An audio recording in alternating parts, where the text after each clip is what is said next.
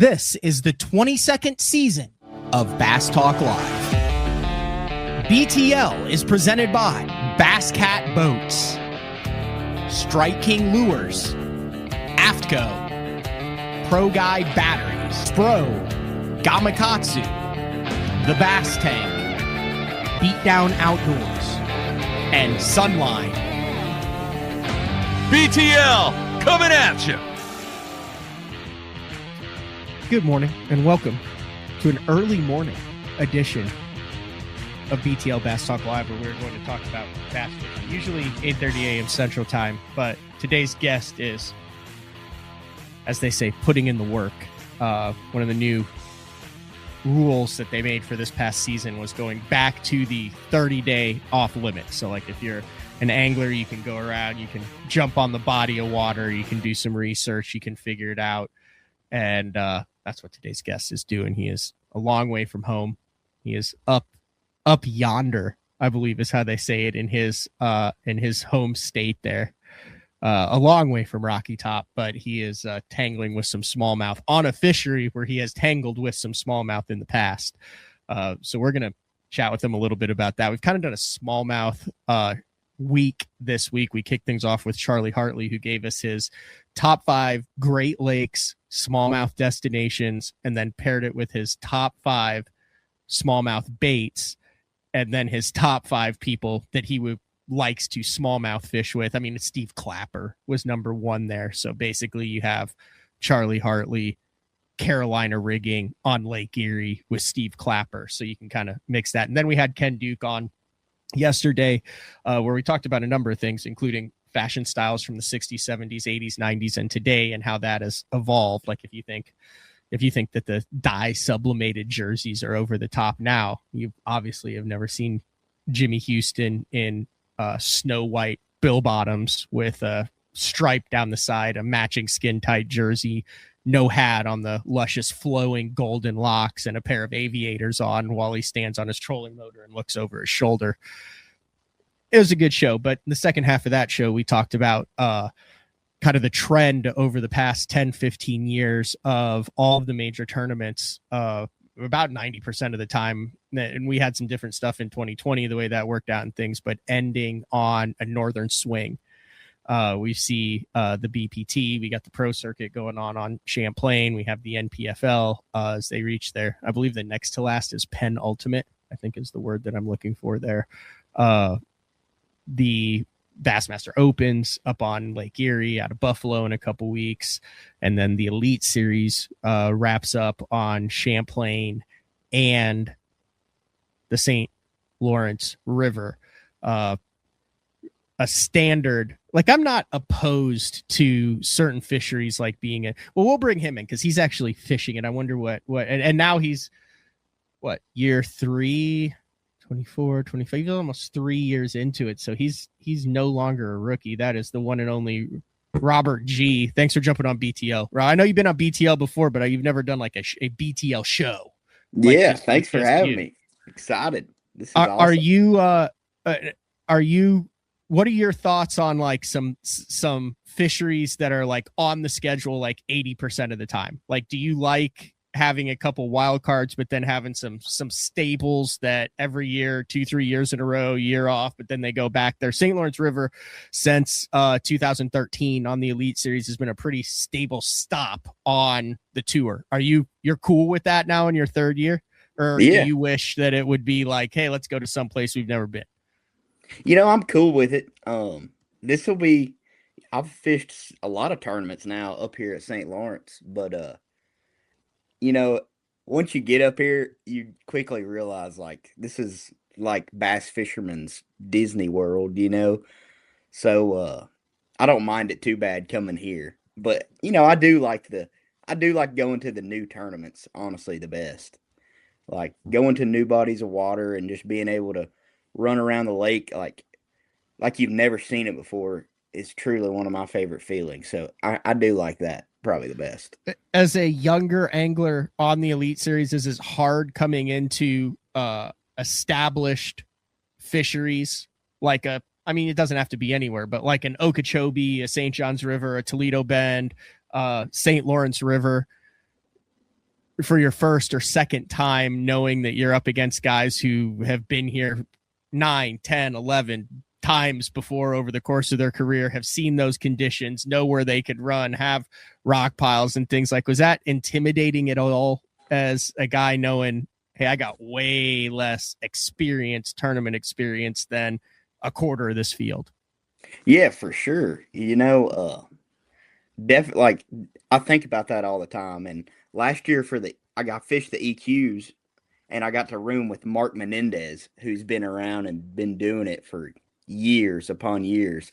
And just going to Okeechobee in the EQ at the end of the year, and like him telling me all these stories about how he caught them in 1992 on this patch of reeds on the North Shore. Like, I was just like, wow, like, holy crap. Like, this guy that has fished about everywhere. Like, like me going to Okeechobee, I've only been there once or twice on like a place like that. Like some of these big bodies of water, it is intimidating. Like, these guys have fished 25 tournaments on this place, and I've never seen it before. So it's like, But I will say,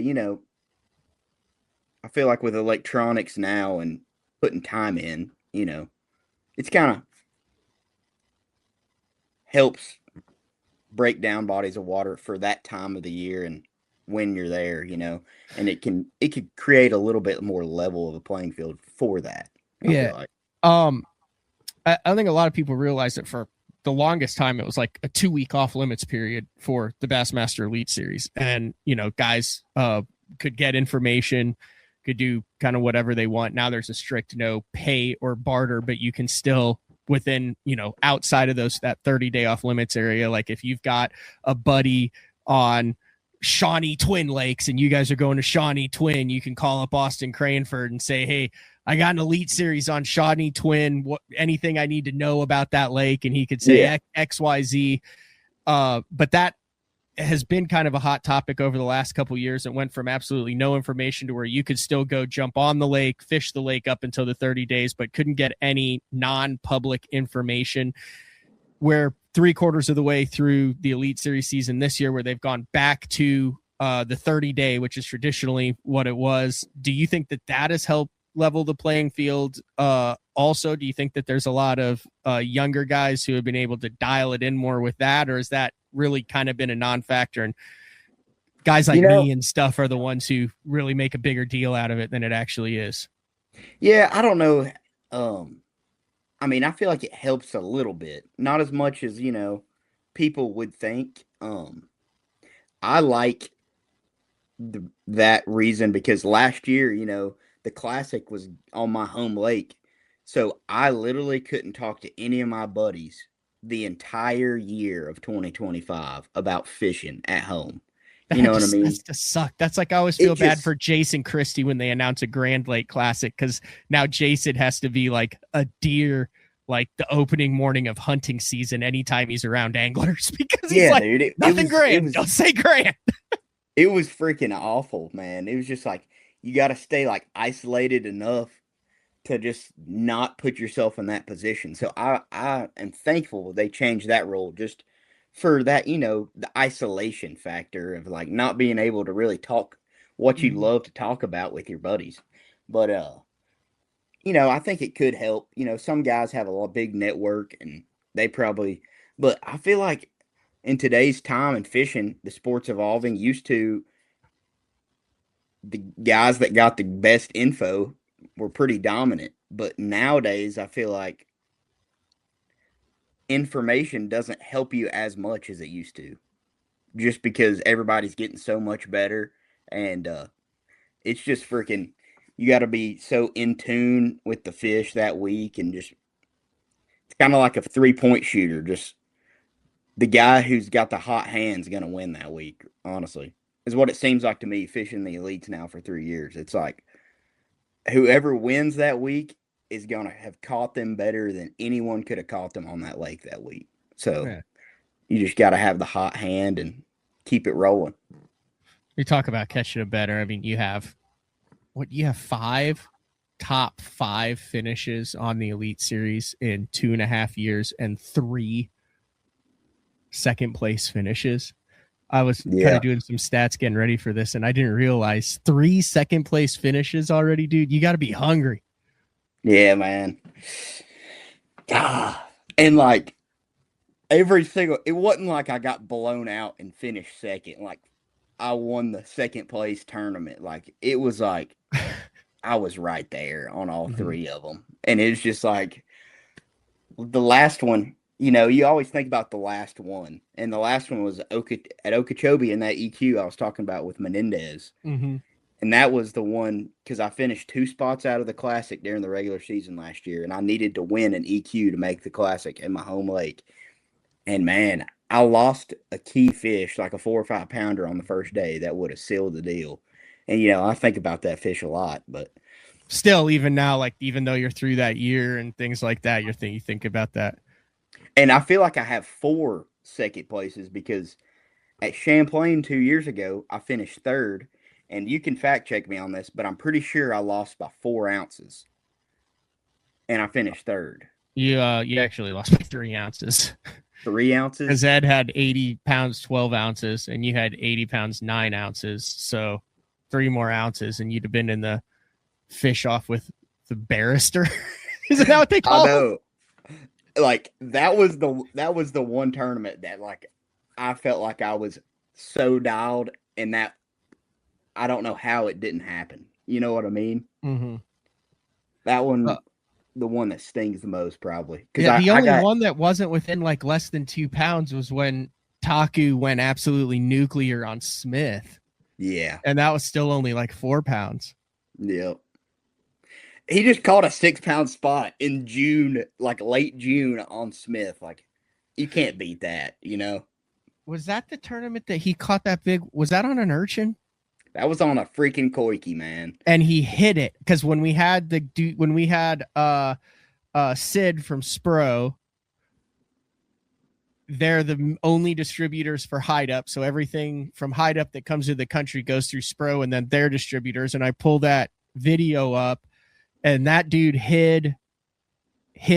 Was it a 17 mil or the full cast? I think it was a 17 millimeter. That's what I say, but he hid that thing in that fish so well that I had to like stop it on one screen to where you could see the little urchin tentacles in that fish's throat. Never said a thing about it, and then like hit it better than anybody. Yep, for sure. Like he was being so sneaky with it. I mean, that was back before anybody knew what to do with that thing, except for, you know, the Japanese anglers. Yeah. And if I would have known about that thing back then, it would have been awesome.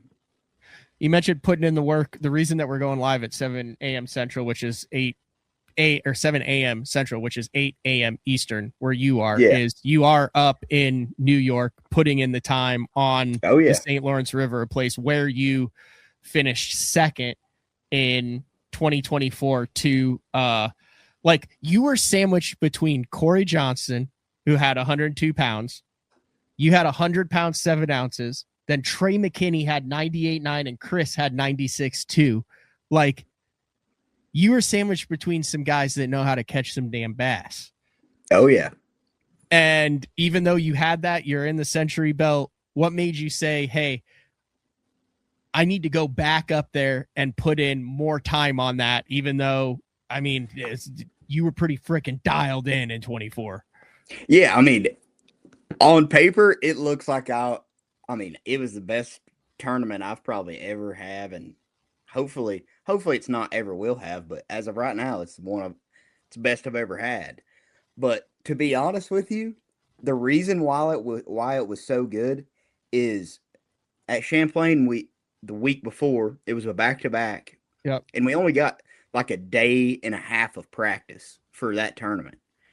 And I say day and a half because I fished day 4 at Champlain and was wore out and didn't wake up till later in the day. So missed like that first morning bite, you know. So I didn't really find much. And then day 2, it was blowing crazy on the lake. And I've never been able to fish out there on Ontario because all of my other tournaments at St. Lawrence had been restricted to the river only. So I didn't really find much, and I, didn't have the experience of like boulders or rock piles or anything out there in the lake from years past, like we were talking about earlier, having multiple tournaments on Lake Ontario under my belt. So, man, I found one good area and I was just committed to it from the start of the tournament. And that's what basically rode me to the Century Belt that week. Like, and I was talking about it yesterday with one of my buddies. Like, it's crazy looking back. Is I caught 100 pounds and didn't catch 1 6-pound smallmouth. Really? Yep. They were all just All mid fives. to heavy fives. Yep. You Like the you knew biggest one I going into caught. that you were going to have a good week, though, right? I did not. Really? I did not at all. Because in practice on that spot, I only caught one. I only caught one and I fished it for like 2 hours in practice. And I was like, man, if I could just get 5 of these to bite, I would have a really good day. And if I could get 10 of them to bite, I would definitely make the cut. And then, you know what I mean? I was thinking about it like that. And, dude, I drove down there to that place on day one and didn't catch a fish, like lost one for the first 2 hours. And then I just hit a magic window in 30 minutes. I caught like 25 or 26 pounds like that. And I just drove straight back to the weigh-in after I caught my 5th one. You know what I mean? And I was like, well, I know what I'm doing the rest of the week. And day 2, I had a lot of fun. Yeah. When you think back on that Champlain or the Northern Swing is what we'll call it, that third place and that second place, that was your rookie year on the Bassmaster Elite Series. There's specific tournaments, like I think it's hard to do well in the front end of a back-to-back because like you're cool for a day or two and then you're not the hot hand anymore unless you back it up with another tournament. So like you have your live and then I always feel bad for the guys who get like their first win in the front end of a back-to-back. Me too. But you were coming out of a crazy 2023 opens class. Oh yeah. Where it's like hard to kind of get your personality and get going because you got guys that are just ripping off top 10s like it's going out of style. For sure. What, and you had that earlier, you've had the 4th and the 2nd going into that, but kind of looking back on it now as you're closing out your 3rd year on the Elite Series, what did those back-to-back weeks, the 3rd place on Champlain, the 2nd place on the St. Lawrence River, the camera time, the interviews where they got the personality, the pat, you landed it, the joking belly with pat. the guys in the studio, that whole thing. Yeah. What looking back on it, even though you didn't get the blue trophy, did that do for your career? It did a lot, you know, and the 2nd place on Smith was the tournament right before Champlain. So it just was just unbelievable timing, you know. I felt like going into the year, nobody knew who I was. Like, I was like the one guy probably that people didn't really know who I was because I had Ben Milliken, Trey McKinney, John Garrett, Tyler Williams, JT, freaking Logan Parks, like all those guys, and like Wesley Gore and Kyle Patrick, and they won opens too. Like, I was like the one guy. They were like, who the heck is this guy? You know what I mean? Yeah, it was JT Tompkins, John Garrett, Trey McKinney, Robert G, Kenta Kimura, Tyler Williams, Wesley Gore, Logan Parks, Ben Milliken, and Kyle Patrick. Yeah. I'm going to say this now. That's probably like the rookies now, every year they keep getting better, but that's a pretty stacked class. You got to admit. Anyway, go back to your story. I just want to get that list. Yeah. So 2nd, 3rd, then 2nd. I was on live. I guess that's what 12 days. I guess 10 of the 12 or 9 of the 12 because I guess I didn't have it on the first day of any of those tournaments, but for days 2, 3, and 4 on all of them, I had a camera.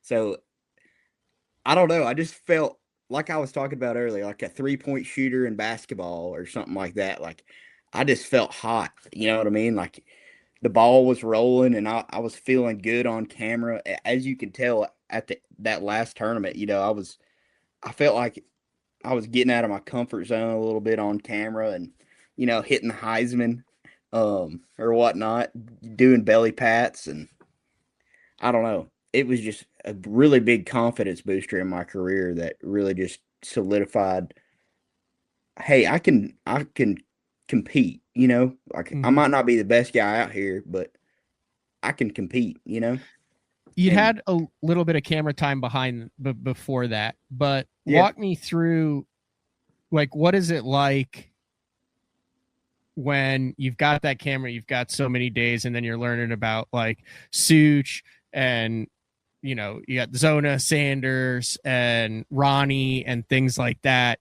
Because I think one of the things was you took advantage of that opportunity by kind of showing your personality then and stuff. Like when you're on that many days, how does Bassmaster work it with a young rookie? You've got Angler of the Year guys, you've got the young phenoms and all that. What is that like behind the scenes when that camera's in your boat, you're in the mix, and what is the interaction between like the studio and those guys and you at the time? Do they give you a blueprint or do they just say, have at it? yeah. So basically, luckily that year, my first tournament, I got 3 camera at Toledo Bend. It was my Yep. first ever tournament on the elites, and I had zero clue. Like when they hooked that camera up to me at that tournament, I was like, I have no idea what I'm doing, like on camera yet. Like Never been I on had camera no, before, like in a major I had tournament. camera in the opens Yeah. one time, but I was just like, and in college I had, but it's not live in college. Mm-hmm. So live camera is just like, hope I don't mess up. I hope I don't cuss. I hope I don't say the wrong thing. And like they kind of just strapped me in and was just like, be yourself, man. And that was the blueprint they gave me.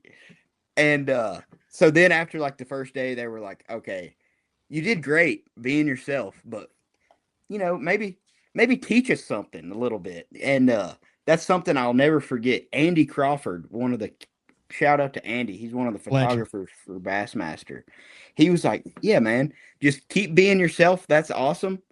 And don't be afraid to teach. People are watching not only to see y'all catch big fish, but they're also watching to learn something. And I'll never forget that. Like, um, so whenever the cameraman tells you you're live, I always try to think to myself like, this is a teaching. This is a time for me to, you know, just talk, like just be one on one with the fans, like I'm, um, on a fishing trip with them. Trying to teach them Yeah. what I'm or walk them through what I'm doing and try to let them learn if they're 1,000 miles away, like what I'm doing on this body of water. And I'll never forget that. So I took that and basically that's kind of the blueprint I keep trying to go by, you know? When did you realize that you had like fans that you had connected with? Because that's like one of the hardest things to do too, is to build a fan base. When did you realize, oh my God, like people know who I am when I come up and they want to talk about the Pat, they want to talk about the St. Lawrence River, and they want to talk about Smith, and they want to talk about Okeechobee, and like they watch me, and like I'm not just Robert G, this rookie who's tried to survive, but like people want to like hang out with me, buy me a beer, and offer me a 6 mils in. Yeah. Um, Honestly, after my rookie year, I would just see someone and they would either say,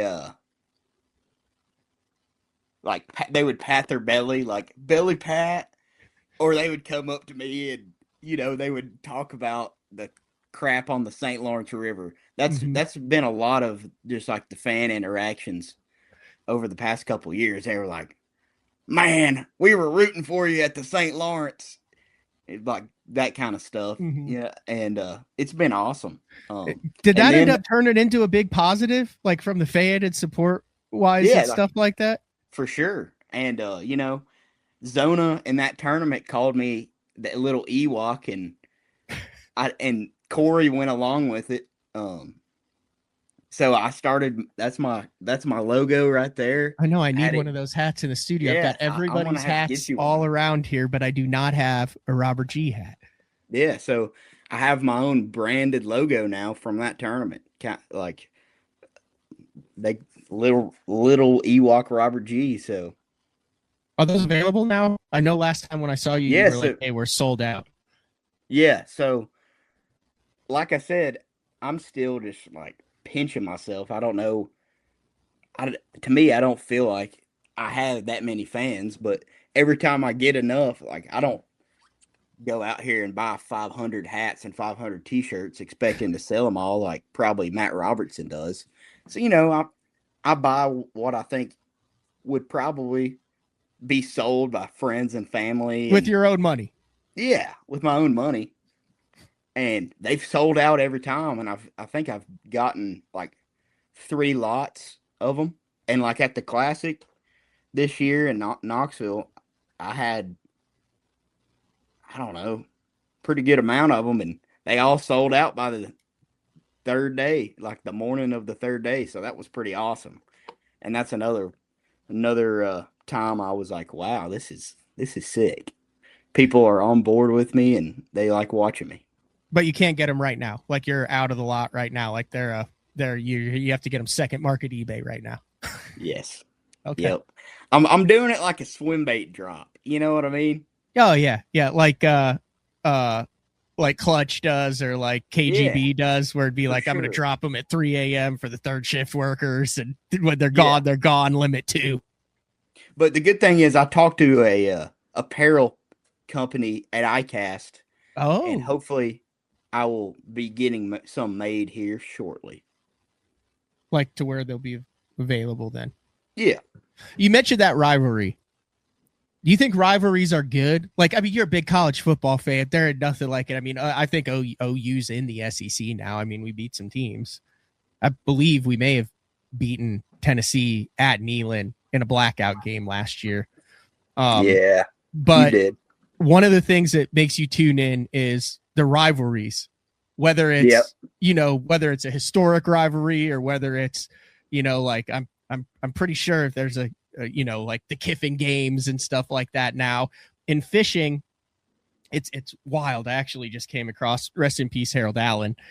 But when they were going through the archives, there was an article from 2002 or 2004 about a beef between Harold Allen and another angler. And there's like Yeah. Louis Stout wrote it. There's like direct quotes in them, and Harold's like taking shots, and the other anglers taking shots at him. And it's like he turned on ESPN. It's all about rivalries and things. At the time, did that situation like stress you out as you were trying to get your first Elite Series win? And then have you thought about it differently in hindsight, perhaps actually boosting the G brand as a whole? Yeah. Yeah. Like, no, it stressed me out a ton because I was like, what the heck am I doing here? Like, it was honestly, Oh, I think G just got a call. G definitely got a call. I forgot to tell him to put it into standby mode. That's on me. We're due for a break anyway. We're 30 minutes in. I don't know Well, what just happened. did you get a call or a text? No. Oh, It just, okay. You're back. okay, my bad. No, But it's all good. what did you Continue hear? on that. What did you I hear? was saying, when I was talking about the situation at the St. Lawrence, you had Yeah. the Johnson brothers, who are brothers, both of whom played hockey, Yeah. both of whom like dominate that river. Who, I mean, Oh, yeah. you think of the Johnsons, you think of that, you think of the spot, you talk about the Corey trash talk beforehand, the Yeah. gamesmanship, what's going on that whole thing. Like looking back on that, just talk Oh, about the oh yeah, dude. It stressed me out for sure. I was like, I didn't sign up to be in this position right now. You Yeah. know what I mean? Like, what the heck? I'm not trying to be in the middle of this beef. I'm just trying to win a tournament. Like, but looking back now, I see it from like a viewer's perspective because I loved watching that growing up. Like, for example, like the Randall Tharp, Matt Heron, it's and gold. and Ike See and that? Nelly. That just happened. It's in the box. It's in the box. And just like the Kevin Van Dam and Ike and Nelly. You're not part of the Chickamauga. community, bud.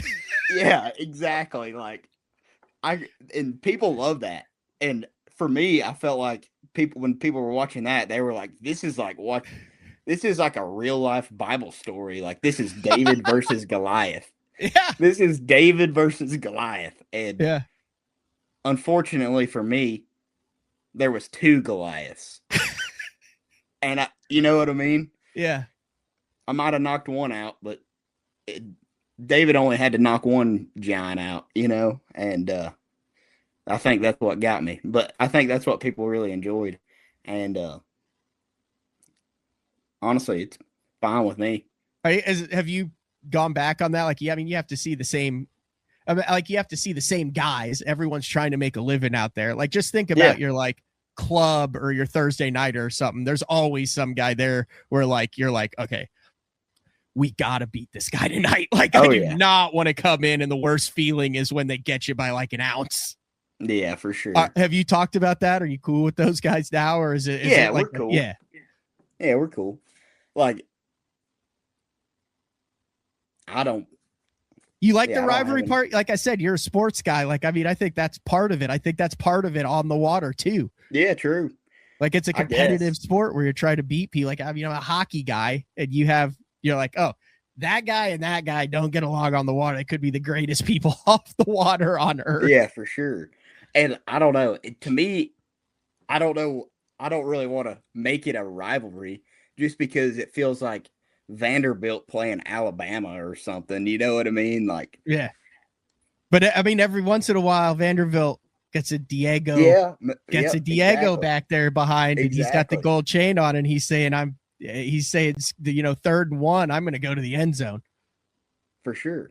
What'd you learn about yourself then? Because you seem like a really laid back guy, like that. Nothing really gets you. What'd you learn about yourself from a competition, from a professional angler where it's like, this is my life now? Did you learn anything about yourself?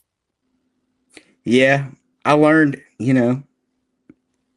just how to control your emotions, because, I had a lot of emotions going on and had a live camera in my boat, and I wanted to crash out, but had to keep it together, and just try to win a bass tournament. You know what I'm saying? And I felt like I might could have handled it different. Like I struggled with it for a while, just going back and forth. Like, could I have handled this differently? But I don't know. I feel like I handled it pretty good. Yeah, definitely. Like Jeffries used to always, when I first started fishing, when I worked with Mark Jeffries, out of a ZX 190, a 2007 ZX 190, carbureted VMAX Series 2. You had to pump it 3 times, turn it on beforehand. It would start, it would die. Then you had to go back, pump it again, then hold it, then pump the hot foot. And when that thing freaking lit up, smoke everywhere. But then if you looked at it wrong the rest of the day, that sucker would fire. I had over 1,000 hours in it and just ran the hell out of ethanol through it, and it still was working till the final day. But I fished the BFLs in 2013 when you were probably, how old were you in 2013? 14. Yeah, when you were 14. But like Christie was fishing it, Sean Goodwin was fishing it, those guys that I told Mark, I was like, how do you handle, like, if you're ever in sea? He said, dude, he goes, here's how you do it. He goes, you stand your ground and you do what you think is right. And if it crosses your mind, or if you do something that you have to justify in your mind before you do it, he goes, then you don't do it. But if it never crosses your mind that what you're doing is wrong or not the right thing, ethically or sportsmanship wise, he goes, you cannot talk yourself into it. You need to bite the bullet, trust yourself, and say, I'm not going to do that because it crossed my mind. And if that crossed my mind, there's no justification to it. The very first thought that you have is the right thought. Yeah, for sure. I feel like that's kind of how I looked at it too. And kind of just proud of myself. Like I said, didn't crash out and kind of ran through in my mind, like, what not to do first. You know what I'm saying? Yeah. Talk about the sophomore slump. It used to be, you survive your rookie year, then you kind of figure some things out your second year, but that's where a lot of guys realize what they don't know, and then they start doing what they think they're supposed to do, and then basically they become worse anglers. And then if they can figure that out, get back to themselves on the third year, then they're on the Elite Series for 3 years. The sponsors start recognizing them, the name recognizes them, and then it's off and running if you can get through those first 3 years. You experience a little bit of that sophomore slump, and it seems like you're back to a couple bad tournaments this year, but I mean 32nd, 20th, 4th, 7th, that type of stuff this year. You've had good tournaments. Is the sophomore slump a real thing that second year? I think so. Yeah, I would say so. Just because, especially having such a good year, and like also the part of my sophomore slump, like we talked about earlier, is I knew I had to do well to make the Classic on my home lake. That put pressure on you. Like that was what you were thinking of from the first cast of the year. First cast of the year. Yep. Hmm. So I didn't even think about the sophomore slump. I just kind of thought the whole year about making the Classic. You know what I mean? And like on a regular year, like my rookie year and then this year, I'm not that kind of guy. Like I'm not the guy that does the numbers. Like I need this many, I need to finish this spot to blah, blah, blah, blah, blah. You know what I mean? I'm just a guy that goes to each tournament and tries to do his best. And then if you do well enough throughout the year, you're going to make the Classic. You know what I mean? Mm-hmm. And that's how I did in the Opens. Like I never did math. I didn't like in the Opens. You can ask my travel partner that year, Ty Lubat. Shout out to Ty. I would not even look at the like the angler of the year list on Bassmaster.com. Like for probably until like after the Lake of the Ozarks that year, I guess we had 1 or 2 tournaments left. Mm-hmm. I didn't really even look at it. I would just have him look at it and update me. Like I looked at it maybe like after the third tournament. I was like, okay, I'm still in the hunt, you know? And after that, I was like, I don't want to psych myself out by knowing where I'm at. And that's kind of how I've always wanted to do that until last year. And that's when I started watching the leaderboard on the Angler of the Year chart. And I just don't feel like that's the right way to go about it for me.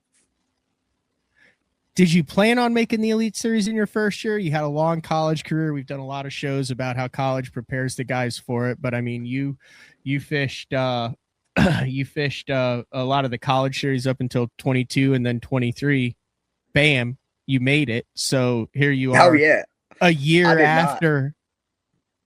I did not expect it. I can guarantee you that. Like, I just wanted to give it a try. You know what? Like. That's kind of how it was. Like, I have the opportunity and I feel like I'm fishing good.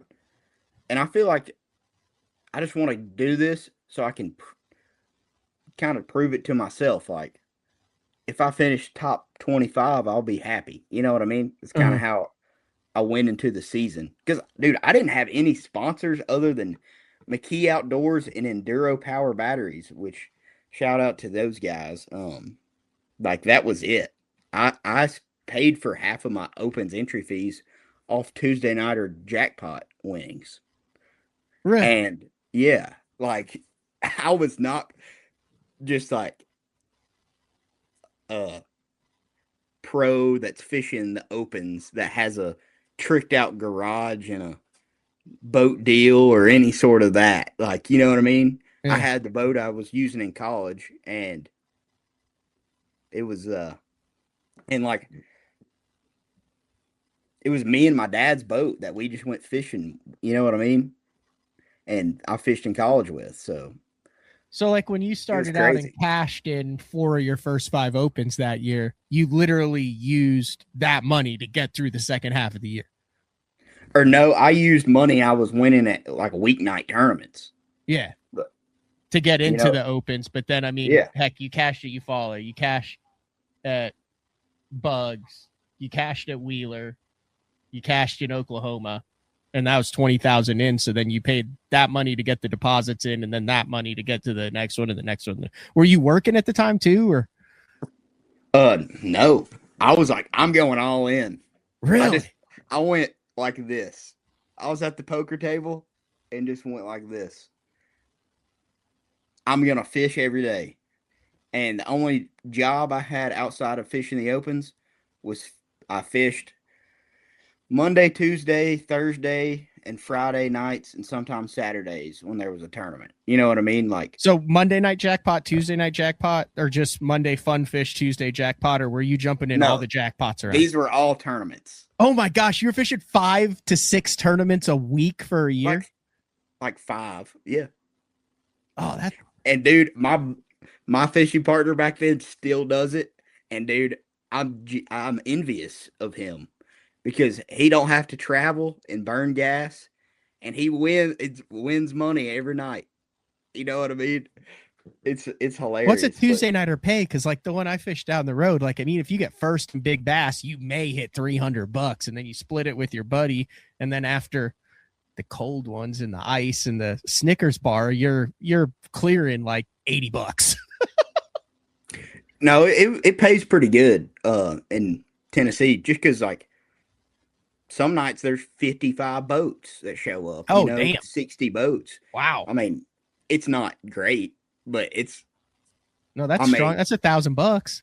$1,000 split 2 ways, $500 Mhm. and can't beat that. Like if you win that a couple times, like, and I was fortunate enough to like I said, I was on the water every day to where I felt like I was pretty much at least getting a check at What's your every. longest winning streak in a Tuesday nighter?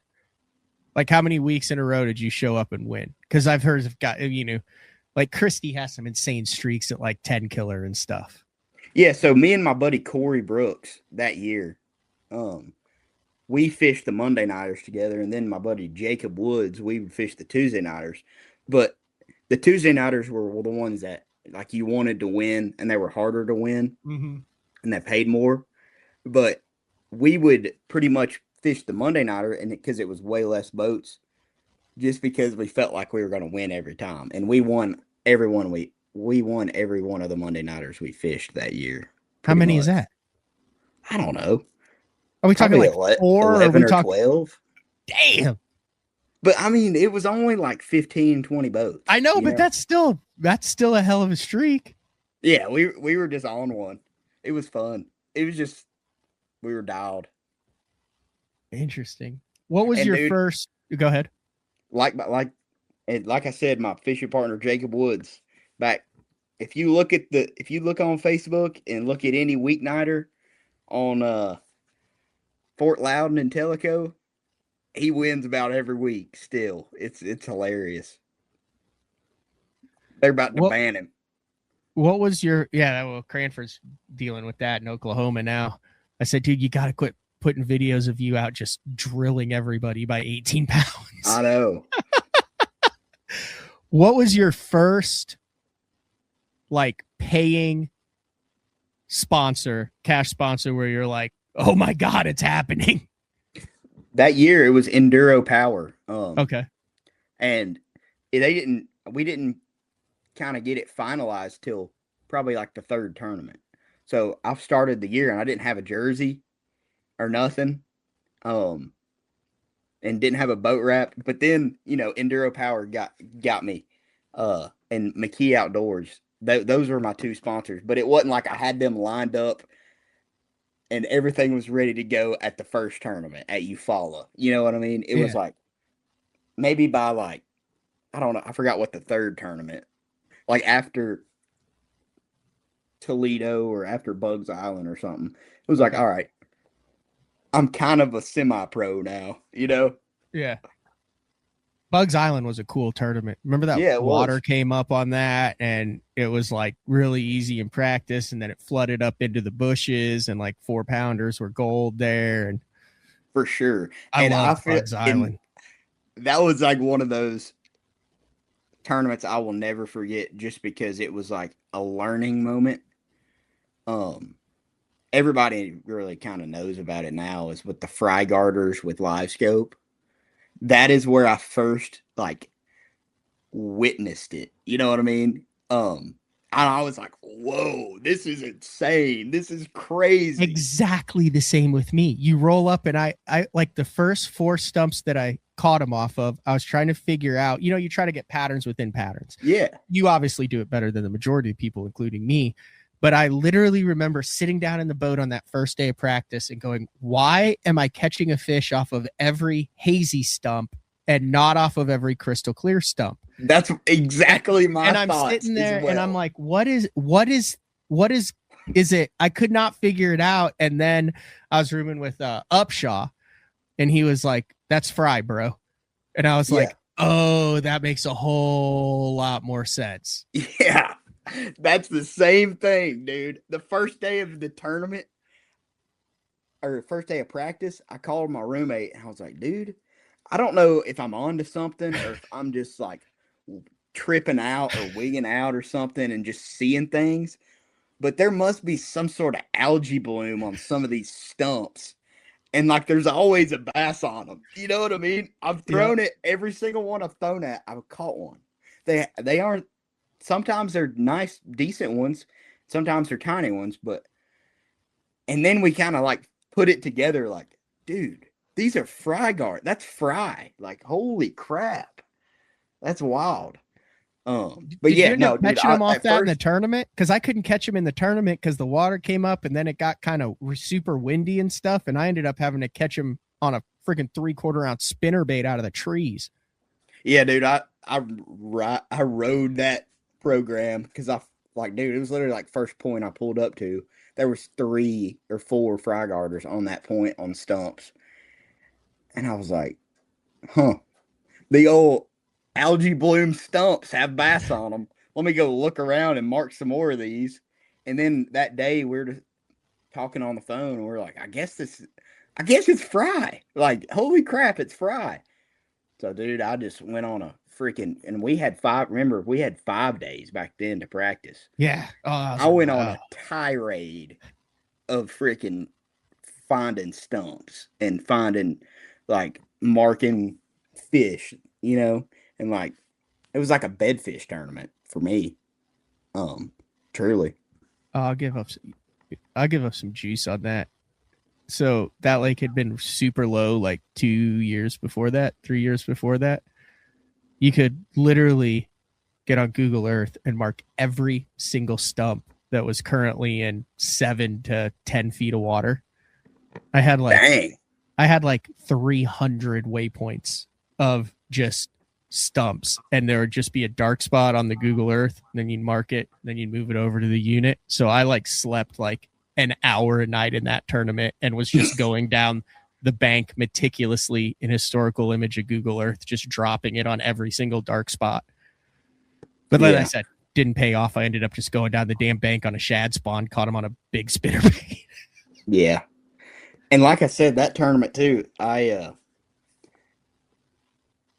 scanned for like 4 full days finding, and like I didn't really, a lot of the fish I caught though and weighed in weren't fish I had marked like ready for me to, like some of them were obviously, but I just remember a lot of the ones I caught and weighed in were just patches of stumps I marked for me to just go check if I needed to. You know what I mean? Yeah. I mentioned the sponsor thing because you have you've got like a very unique, it's a red circle logo. Yeah.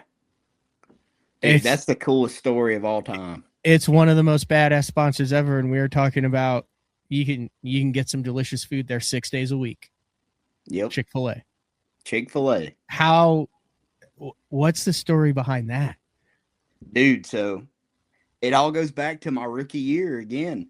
But this was the tournament with Taku that Taku beat me at Smith Lake. Dude, I was out there on day 3 and I had a really good day on day 3 and was catching them good. And yeah, the Lord's chicken. I was just fishing, dude, and the boats had started coming out and they were kind of driving me crazy because I was straight hard scoping and looking down and just getting rocked and kind of, you know how it gets like when a lot of boats are circling and you're just kind of frustrated about just keep getting bounced around, you know? And I see a boat and just like idling up to me. I don't know if they even know this, but I was like thinking to myself, like, oh my gosh, dude, you're about to freaking run me over. Like, what are you doing? You know what I mean? About to throw my hands up at them. And I'm so glad I didn't. I was just like, hey, what's going on? And they were like, hey, you want some you want a chicken sandwich? And I was like, heck yeah, I want a chicken sandwich. And this is on live. Like, this is on live. The camera's recording. And he's like, I got one for your cameraman too. So the guy, you know, there's like catering like boxes that are like heated or whatever, whips out one of those, tosses us two chicken sandwich. And I'm just like, oh my gosh. And dude, my stomach was growling for like the last 2 hours. It was like 1 o'clock. And I was like, dude, this is unbelievable. And I turned around and like the camera guy was like, this is awesome. And I didn't even know we were live. So I was just like talking to the cameraman. I'm like, this is the greatest day of my life. I'm fishing in a bass tournament and just got hand delivered Chick-fil-A. Like I told the guys, thank you and everything. Yeah. And lo and behold, those guys owned they owned 2 stores in Coleman, Alabama. No, get out of here. Yeah, and when I was on live, you know, eating my sandwich, I was just like, Chick-fil-A, if you're watching this, please sponsor me. You know what I mean? And that's how it became. Those guys that gave me the sandwich on the water that day at Smith Lake. So they slide into your DMs? Yeah. We on Facebook Messenger. And I'm not the guy to check Facebook Messenger. You know what I mean? Yeah, I have it linked months. up to my Instagram, and I don't even ever get on it, hardly. But it's from that tournament right there, and I for some reason, I guess it was a God thing. I looked at Facebook Messenger, and it was him. Like, hey, here's my number. Give us a call whenever you see this. So I did, and we became good buddies. And this past year at the Classic, they drove all the way from Coleman, and we did like a little giveaway where it's called Sandwiches and Cinco's in the GSM booth, and it was with the Coleman Chick-fil-A. So we gave out a lot of chicken sandwiches at the Classic and Cinco's. So it was cool, and now they've been my sponsor for 2 years. It's freaking awesome. That's one of the best stories. We're going to take a quick break. When we come back, I want to cover a couple more things. And then, like I said, you're at the St. Lawrence River practicing for the final stop of the Elite Series. Do you know where you are? Like, you know where you are in the Angler of the Year? I know you said you don't like look. Have you? I'm in the 30s. But yeah. Also, I just wanted to shout out Randy Ernest. That's the guy. Okay. Chick-fil-A. He's awesome. Randy Ernest. Yeah. Smith Lake. Don't be sliding in his DMs, but thank you. No. Shout out to him. No. It's interesting when you hear stories of unique sponsorships and how they come about. It's never, hey, I just mass sent out a portfolio. Sometimes it is on that, but like those type of relationships are always right place, right time, being a good dude, chatting with people, not expecting anything of it. Like there's so many of those stories out there like that, where you're like, I didn't even know who this Marshall was. And at the end of the year, you find out like, oh, this guy owns like the largest oil and gas company in the United States. And you were like chill with them all day, didn't have any idea. And it goes to it. Like, I think like good things like that happen to good people for doing the right things and just treating people like human beings on it with no ulterior motives. Yep. And like I said at the beginning of that story, I'm glad I didn't like throw my hands up or something, you know. It was awesome. Yeah, Yeah, Chip shout Priscilla out. actually Yeah. was at the Classic. He said, I got one of them sandwiches at the Classic. I was hungry as a hostage when I walked up on the GSM booth Heck yeah. at that time too. So do you do like Chick-fil-A stops like throughout the year, like as you go or anything, or is it just kind of localized to like those couple franchises in Yeah, there? it's Do you stop just in Okay. Coleman, Alabama. So we're actually, I don't know if I'm supposed to say this, but there's going to be a Chick-fil-A Coleman. They do a tournament every year, a Coleman sweet. a Chick-fil-A tournament on Smith Lake, and they're going to have an even bigger one this year. So be on the lookout for that for sure. Was there any benefit to missing the Classic by one spot, but then being available at that Classic Expo with all the Visit Knoxville stuff? I mean, that's like your rap and coordination with them. Did that actually, not a blessing in disguise, but did that actually help you think your brand there, being able to be in front of all the fans and locals there, even though you would much rather not have been? Yeah, for sure. Yeah, that week was awesome. I got to do things I probably wouldn't have been able to do being in the Classic. You know, I'd have much rather fished, but the opportunities that I got to be on the dang news, and I got to drop the puck at the local. I know, I saw that. I was very jealous. It's the Ice Bears. It's like our semi-pro. Yeah. I guess they're like AA or something. Hockey They're either team, the ECHL Knoxville or Ice Bears. SPHL. I'm a Dropped hockey the guy. puck. Yeah, it was awesome. I didn't know how to drop it, so Yeah, I noticed don't pull that. up the video of that. It was a little bit of a role. You have to. I was a referee. I was actually a hockey referee Really? for 6 years growing up. Like, that's how I paid the bills. That Nightcrawler farm and woodworking business. So I got the old 1978 Ranger that we towed with the minivan back then. But there is an art as a linesman to dropping the puck completely flat to where it goes smack and it doesn't bounce and roll all around there. Yeah, I think I spiked it like a dang football, like Rob. If I remember Gronkowski correctly, or you something. may have spiked it a little bit. And the guys, because it was like on the ice, and two guys were fighting for it, and I just spiked it, and they just didn't even try to go for it. They just looked up at me like, this guy has no clue what he's doing, and I was like, yeah, no. And then I got to do a casting competition with the fan at halftime on that, and I just met a lot of people that week that I would have never met if I would have been fishing, you know. So it was great. All right, we'll take a break. When we come back, more with Robert G, who we're doing an early BTL. If you're jumping on early, we typically go live at 8:30, but G has PB smallmouth to catch out on the St. Lawrence River. I think all the fish that you were catching and the Johnsons were catching and Trey was catching and everybody was catching the last year, I think they're the same fish. I think they've just gotten wider and fatter and stayed the same length. Like everything, I've pictures from my buddies and all that down there. It seems like freak show city.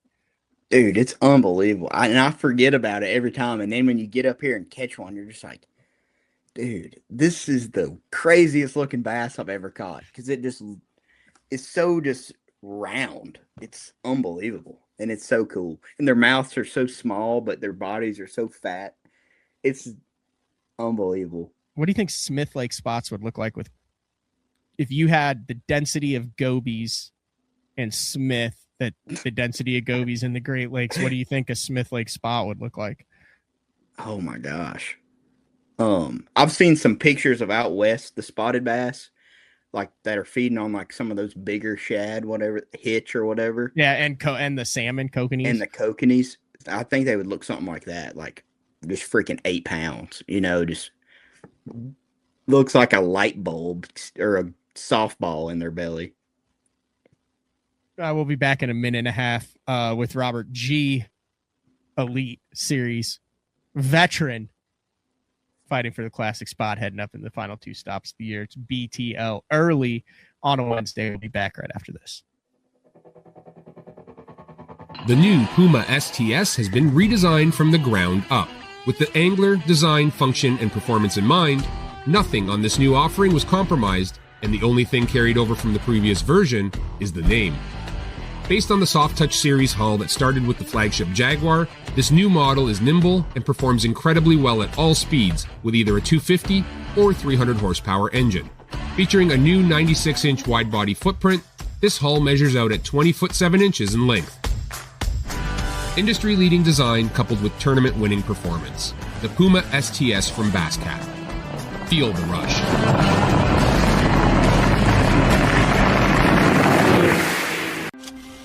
Before there were hashtags, there were handshakes and shared stories. They gave us confidence to make our first cast, and chase our dreams. They taught us to fish, and in the process, taught us about life. They taught us that success isn't just about reaching the top. It's about lifting others up. The future isn't just about selling tackle. It's about 3 simple words. Let's go fishing. Here's to the original influencers. When I'm in a tournament, conditions are constantly changing and every second matters. With the Deep Dive app, I can instantly pull up all the current lake conditions all in one spot. So no more looking at weird government websites. In just one quick glance, I have water clarity, water level, wave forecast. It's all right there in the Deep Dive app. Download the Deep Dive app and get all the tools you need to put together an awesome tournament.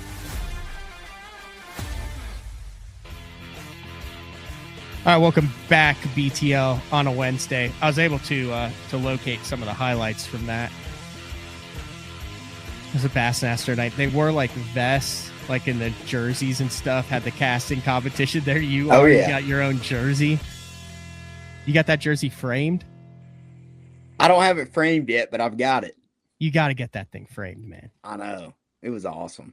Yeah, I was totally going to go to that game, but then it was like 3 days before everything 2 days before everything kind of started. I was still in Oklahoma, but I wanted to get one of those Knoxville ice. It was hilarious. It was hilarious looking at the Bassmaster jersey they had, because it looked like a plaid shirt and like a fly fisherman's khaki vest with a bunch of pockets with lures hanging out of it.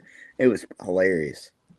Speaking of kind of going mainstream and stuff, obviously you see what Randy Moss is doing with the chasing Ted, and he had the Kelsey brothers in the boat and all that stuff. I stayed up a little late last night. I'm gonna take some heat for this, but I was watching Unreal season 3. Are you a WWE guy at all? Dude, I used to be a big WWE guy growing up, for sure. I don't watch it anymore, but I loved it. So in the first episode, they kind of feature Braun Breaker, who I believe fished in the Celebrity Pro-Am. Did he not? Yeah. He might. Yeah, I think he did. Yeah, I fished in that. That was another thing that was cool at the Classic I got to do. Got to fish with Lavelle Crawford, the comedian, and meet Randy Moss and all those other guys. It was cool. But there's like a whole segment in the Unreal, which is like on Netflix, that millions of people watch, of Braun Breaker like ripping down the lake in his boat. He's wearing like AFCO bibs and stuff, fishing, and like a whole segment in the actual like Unreal season 3 behind the scenes stuff of him bass fishing. Yeah, I love that. I love when, athletes and celebrities are just like, this is where I find my peace, is on the water. Because it's true for so many people. What are your thoughts on the 50-50 now? It seems to me, I've had a lot of guys on and I talked to them, and behind the scenes and off the record, a lot of guys like the 50-50. I obviously don't, I miss the good old days where you could run whatever you wanted. The good old days of 3 years ago. Yeah. Miss the good old days. But I guess it's fine. Well, I will say the one thing I do like about it is like the tournaments, we don't have scope. Nobody has it at all that week. You know what I mean? It's not like we're practicing the whole week with it and then have to fish without it in the tournament, or we're practicing with it the whole week and then only have a certain little time period of getting to use it. So I am thankful for that. Like, I'm glad when we have a no scope tournament, nobody's got it the whole week and everybody's a level playing field. You know what I mean? Yeah. And I don't have to worry about Trey McKinney scoping while I'm no scoping in the tournament. You know what I'm saying? Mm-hmm. You seem like a guy who stays out. Like, you can easily get bogged down in this industry with what's going on behind the scenes and the politics and the rules and all that. Like I know you, but we're not, I mean, like we don't like chat on the phone on a weekly basis, but every time I'm around you, there's certain guys, I think that just goes for life in general, not just fishing, but always seem to have kind of a positive outlook on whatever's going on, have a happy countenance, get along with people. Yeah.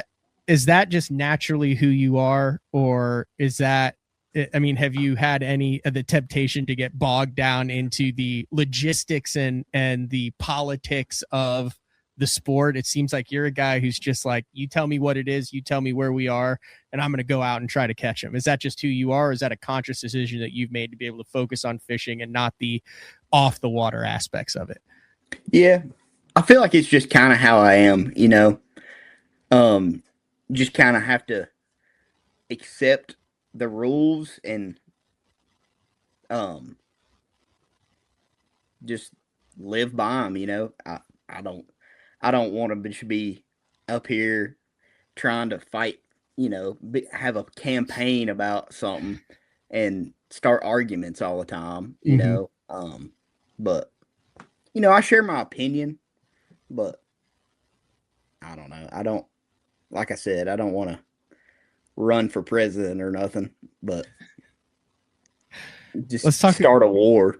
Let's talk about some fishing stuff. I've always noticed, whether you're throwing hair, whether you're throwing the minnows or something, your hook, your bite to land ratio seems extremely high. It seems like you have it dialed in, and I could be wrong here, but it also looks like you use maybe a little bit longer rod than a lot of the guys. What I'm saying is, like, if you watch you fighting the fish, walking the fish around the boat and things like that, you always seem like you have them under control. Whereas sometimes it's like a damn rodeo watching guys with the spinning rods and wrestling them at the side of the boat and stuff. You're like very calm and calculated on it. Is that, can you walk us through kind of your spinning rod system that seems to be, you know, if something looks at it wrong, it's coming in the boat? Yeah, so that's something I like. I'm glad you brought it up because I actually take pride. Like, I was a big baseball player. Okay. So, you know, I like growing up, I liked the nice bats and a good glove and taking care of my glove and making sure it was like the perfect form and everything and make sure it was broken in how I want it to look and everything like that. And it kind of transitioned over to fishing whenever I started working with McKee at Matt McKee's store and fishing with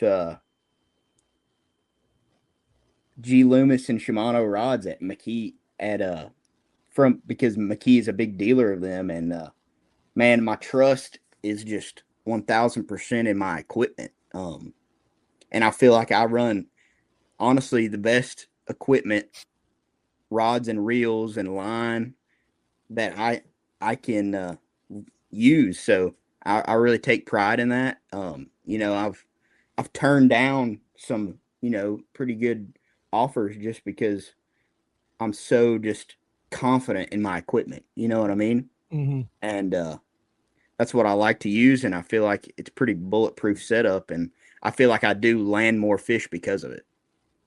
Walk me through your favorite kind of minnow rod there. It looks like it's a little bit deeper bend than. Yeah. So I actually have several. That's kind of, I have I'm one of those guys that has a different, like, for like a chatterbait and a spinnerbait and a swim bait or something, I'll use like the same generic rod and action. But for a lot of my technique, like different, especially finesse and on the spinning rod side of things, I have very specific models I like for very specific just baits, you know what I mean? And like for a minnow by chance, I have like 3 or 4 different setups for it. And like back in the day when you had like a minnow tournament, you know, I feel like we're really transitioning out of having minnow only tournaments. Kinda is the way it And now seems. it's urchin only tournaments. Yeah, now it's urchin only. But like back in the day, I would have like 6 different rods rigged up with different minnows and size heads, and I have rods for all those and like hair. But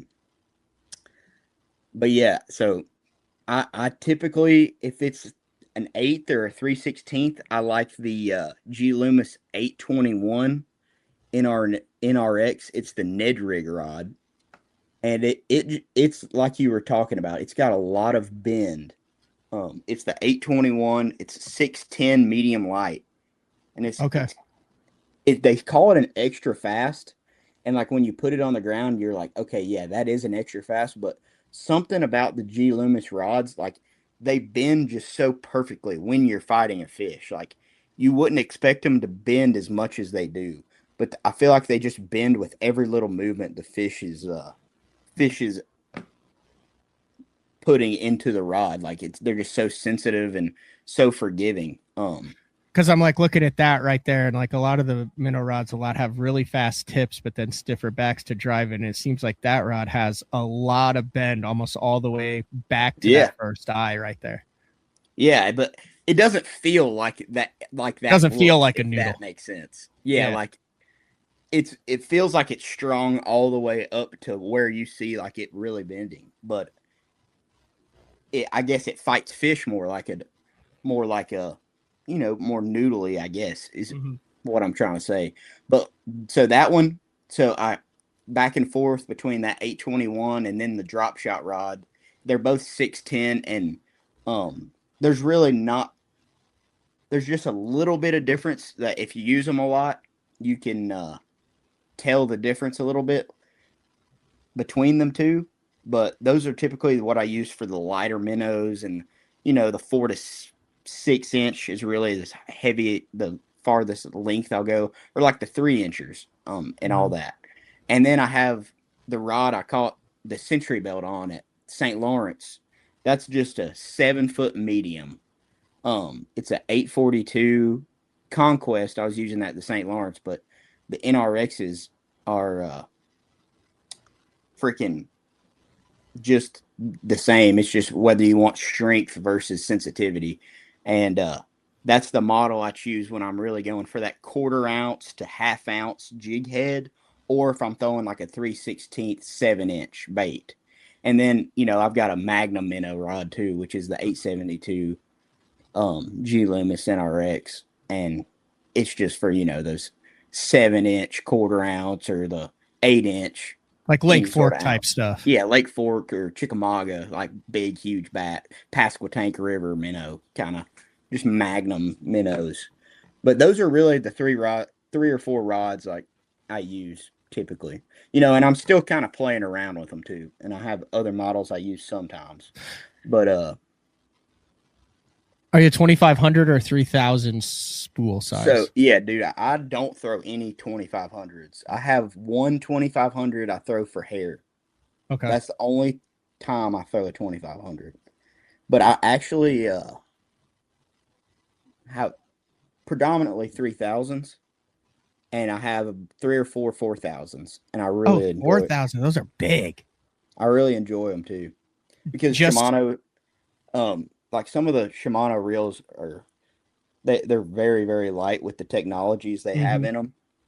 And dude, pro tip here, guys. If you get you one of the new Vanquish 4000s or like an Xsense 4000 from Shimano, and you got any sort of size fish on the other end, it's like it's different. You know what I mean? Like I was shocked at how much power and control you can have over a fish with a 4,000 size reel. And I mean, obviously it's made for probably more of an inshore look, like redfish or something. But just the drag quality and how much you can just kind of winch on one is unbelievable. So that's what I've been using lately. And dude, now the reels are so light that a 4,000, it feels the same on the rod as a 3,000 used to. You know what I mean? So it's not really That's why 4,000s were kind of like, that's too big for bass fishing for a while. But I'm I am transitioning to 4,000s a little bit. I remember one of the first guys to go with the big spool was Kevin. I remember specifically, you know, back on like Smith Mountain Lake when he went on the Shaky Head and things like that, and up north, Kevin always had, and this was pre lose, but Kevin always had big spools, big handles, like it seemed to outmatch the rod, but he swore by bigger spools. And one thing I love about Shimano is on their 4,000s, they make a real model called an MHG, and that M stands for like a medium spool. So it's not as deep of a spool as you think. It's really only like a 25. I don't quote me on the specs on this. It really is only like the size of a line of like a 2,500 or a 3,000. You're putting. What's the name of it again? I'll look it up. A 4,000 MHG. That's like the model. So it's just got a shallow spool on it.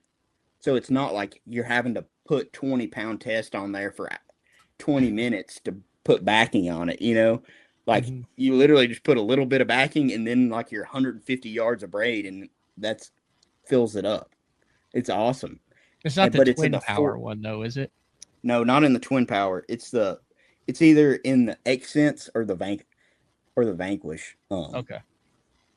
Those are the two models I have it in. So you have all of the benefits, spool, but not the big spool. You have all the benefits of a 4,000 side reel, but since the spool is, you know, a lot smaller, you don't have to put as much line on, and it's not as heavy. That's some juice right there.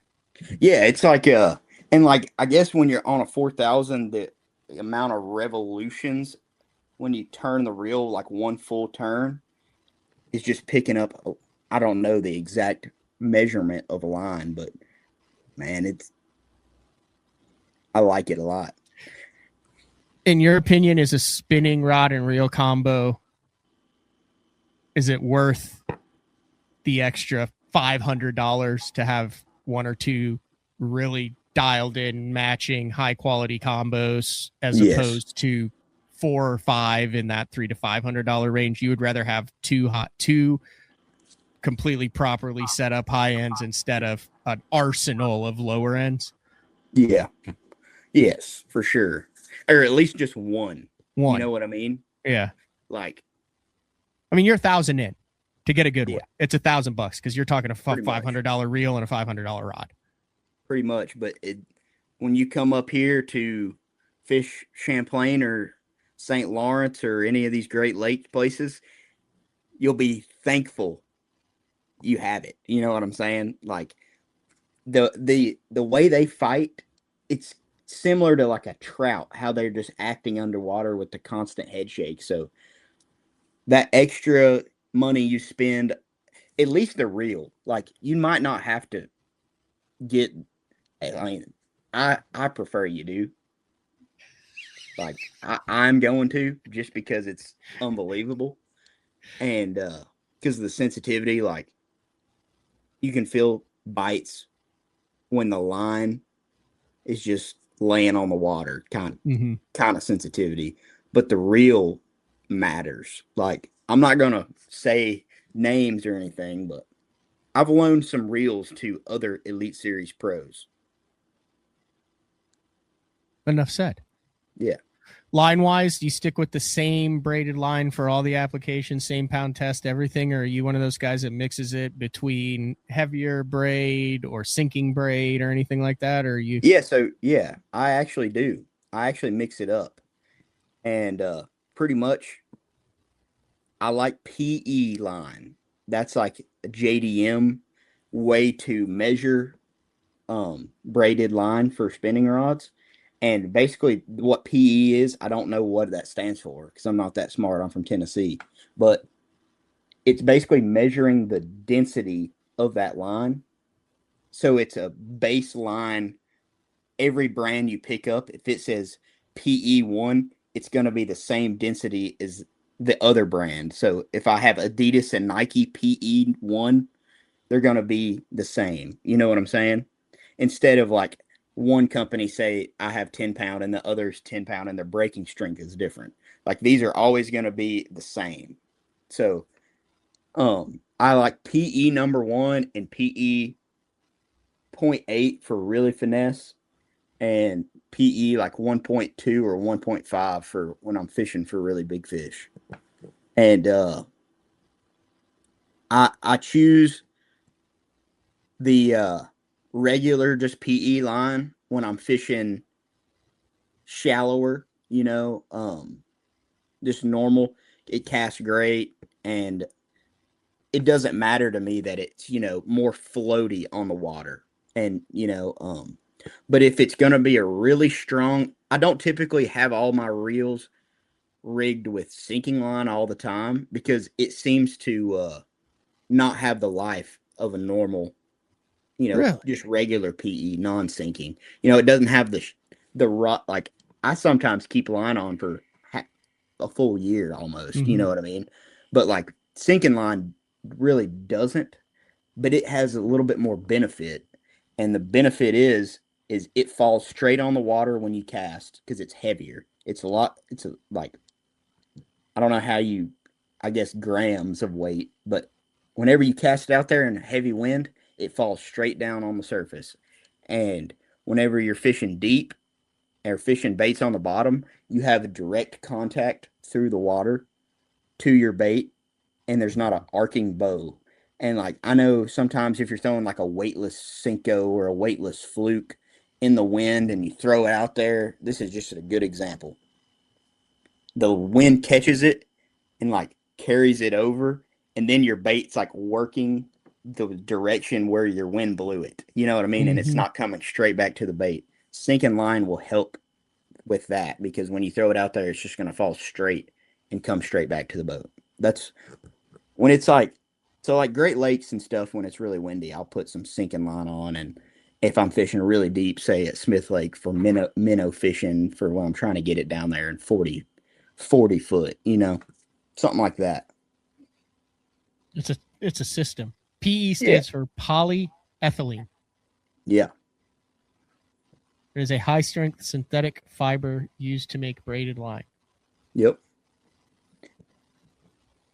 And that number 4-strand system, and 8-strand. that number system is the same across the board for every brand. So Okay, so it says the number after the PE, a 0.6, a 0.8, a 1.0, a 2.5, is not the pound test. It is the size class used in Japan to indicate the approximate diameter of the braid. Yeah. PE is the braid class size. Pound test is the breaking strength claim, not directly tied to the PE number. And then diameter is the practical thickness you'll see when filling the spool. It's a lot more thin than traditional braid. So you get better casting distance. Like we were talking before the show, like it cast phenomenally better.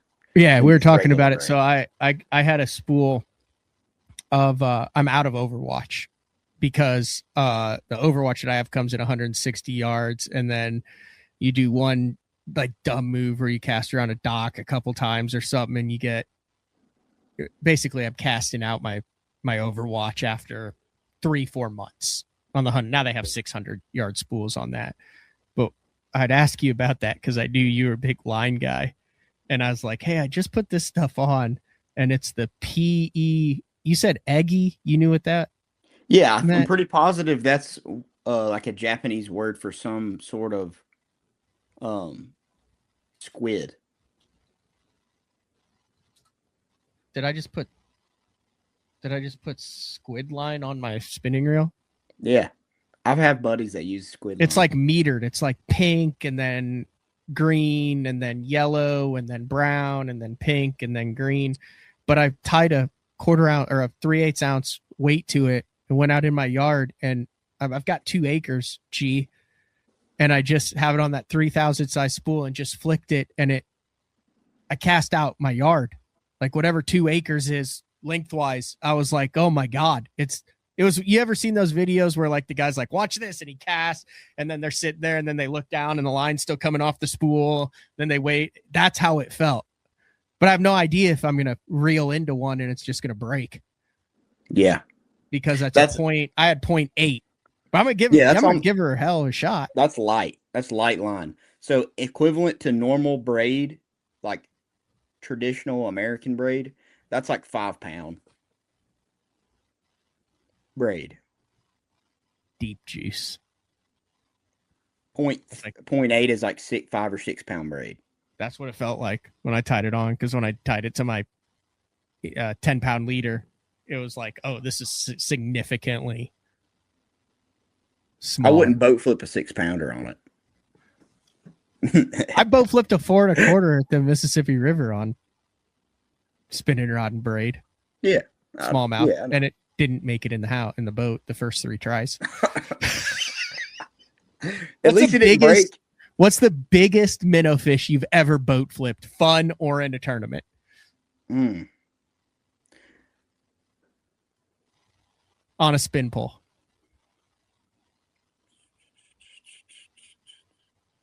I don't think I've ever boat flipped one over 6. Honestly, 5. I've boat flipped some 5-pounders. Just momentum felt right. You're like, no problem. Yeah, momentum. Like they were coming to jump, and I just carried the jump into the boat type. Mm-hmm. Like it wasn't a straight. Like I wore them out to the side of the boat and then lifted them into the boat. It wasn't one of those, but it was like a momentum boat flip. Yeah.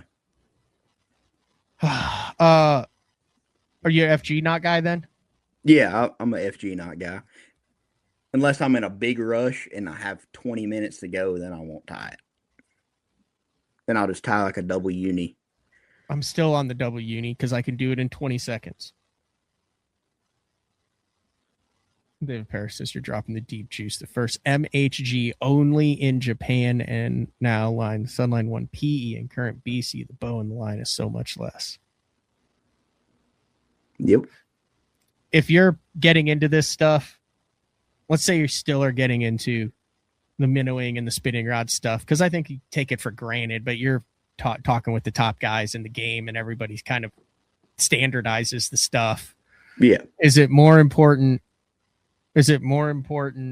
How important is it to have the whole system, like to start and learn on the system, or do you add the $40 a spool of line later and the $500 spinning reel later, or are you going to have a more enjoyable experience if you can to get the highest quality stuff you can right off the bat? Like is cost and quality directly related to learning how to do it? Yeah. No, I don't. Okay. I don't necessarily think so. I would probably, the biggest thing is, I would say first the reel, just like getting a good solid reel with good drag is the best. Is the best way I would say to do it. And then later on down the line, like dude, just go to the store and buy any sort of like 6 or 8 pound braid, and it'll cast almost the same distance. Like just like the 10-pound regular braid is like PE 2.5. You know what I mean? Like it's thick stuff. So I would, and I'm not going to say you're not going to break it, but I'm saying you're going to be able to cast farther, and it's just going to be a little bit, and it's probably going to win knot. What braid doesn't? But it's Overwatch. It's just very Overwatch doesn't win knot. It's just very it's awesome. I like fishing with it because it's Have just you messed with that? You're with Buckeye still? Yeah. Have you messed with that? They've got some weird ass jig heads, Robert G. Mm-hmm. Have you messed with those like top jig head things and all this stuff they come out with? Like when it comes to like a little the piggyback and the what's the one with the freaking bill on it? Yeah, the riser. Yeah. That's not the name, but it's like a riser. Elevate head is what they call it. Elevate head. So yeah. You've messed with that a little bit? Yeah.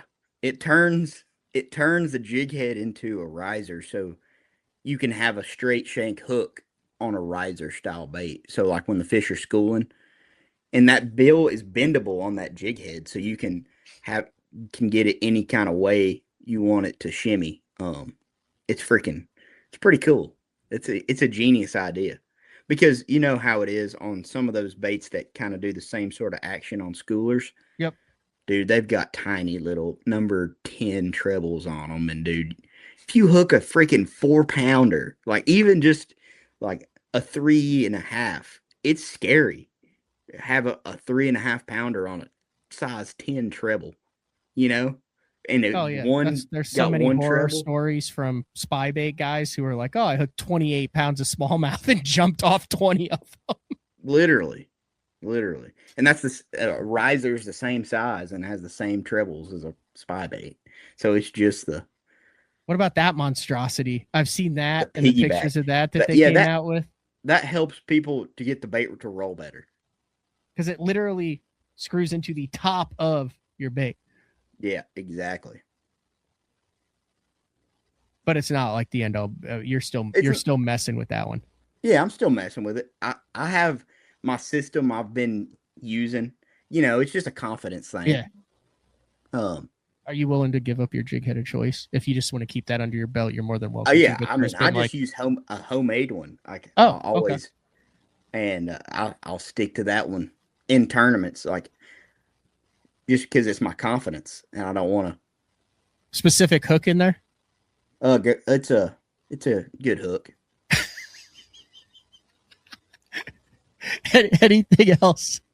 Anything But, else you want to get? What's your but- game plan for today, G?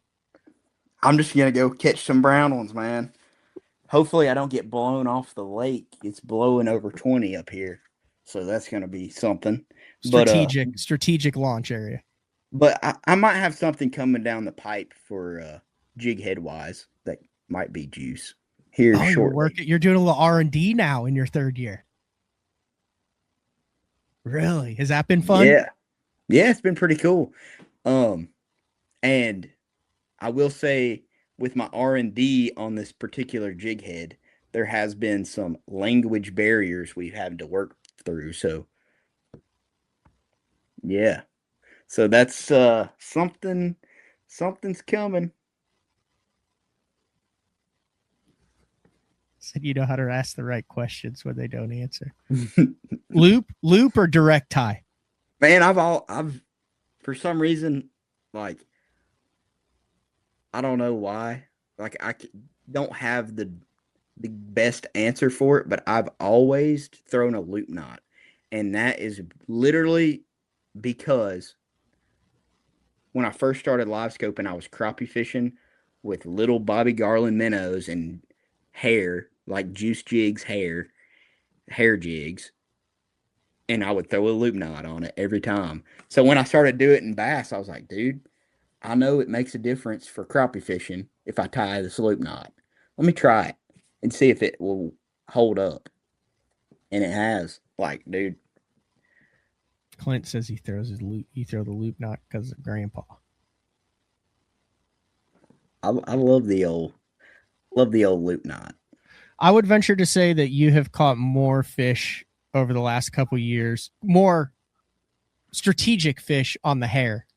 That's something that was like you brought back from like the 70s. I mean, I'll obviously maybe he's the best man in my wedding, Jared Morrison, Juice's Jigs and stuff like that. But was that something that you knew? Did you dabble in custom hair, not the marabou for the smallmouth type stuff, but we're talking 1/8 to 3/8 ounce kind of long tied hair in place of a minnow? Was that something you had done before a couple years ago, or is that something that you I just came up with it one day because of crappie fishing, literally, because I knew chasing roaming crappie that sometimes they're just in a bad mood and like they're just not in a eating mood, you know? And whenever that happens, we would tie on a little hair jig, you know, and like kind of have a plethora of hair jigs and go through those to see which one and see which right weight size and, you know, that hangs in front of them appropriately. We're talking stuff like that. You can go to his website. He's busy So I was- coaching and working on lawn stuff right now. We just went Yeah. crappie fishing the other day. He's got 0 in stock, but is considering another drop. Yep. So yeah, I've caught several key fish in big tournament finishes, and I mean several second place finishes. Honestly, where I couldn't get them to bite the minnow anymore, and I just knew from doing that type of fishing for a while that the only really bait that I could even get these fish to even look at would be hair. And I guess it's from crappie and trout, kind of a little bit of a background, just having confidence in that kind of a bait, you know? There's nothing better than a day where you know, like, where the crappie are. Like, you know, you've been out there, you know you're going to catch them. You get your buddy that comes over early in the morning, and you know it's going to be just a nice day. In the next 3 hours, you guys are just going to go out, bust each other's balls, and catch 50, 12 to 14-inch crappie. Like, that's a good day right there. For sure. And another big thing a lot of people don't do, because they typically, you know, fly fish in like rivers and streams, is, dude, something about hair and trout. It's unbelievable. It is truly unbelievable. Yeah, my go-to stalker trout bait back in the day when I was a young kid, they'd stock them in Rock Springs Pond, and it was like the first week of April.